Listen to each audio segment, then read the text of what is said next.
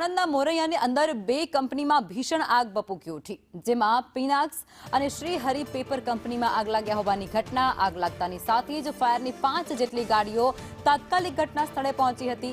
અમદાવાદ, સાણંદ અને બાવળાની ફાયરની ટીમો ત્યાં પહોંચી ચૂકી છે. ત્યારે વહેલી સવારથી જ કંપનીમાં આગ લાગેલી હતી. ત્યારે ફાયરે આગ પર કાબુ મેળવવાના અથાગ પ્રયાસો હાથ ધર્યા છે. સંવાદદાતા કશ્યપ અમારી સાથે જોડાયા છે.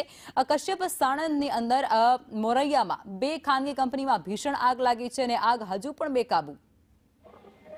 સાણંદનું મોરૈયા ગામ છે ને, ત્યાં બે પેપર મિલ આવેલી છે, પિનાક્સ અને શ્રી હરિ. બંનેમાં વહેલી સવારે જે છે તે આગ લાગી હતી. પહેલા શ્રી હરિ કંપની છે તેમાં આગ લાગી હતી અને તે આગ જે છે તે બાજુમાં રહેલી પિનાક્સ કંપની છે તેમાં પણ પ્રસરી હતી.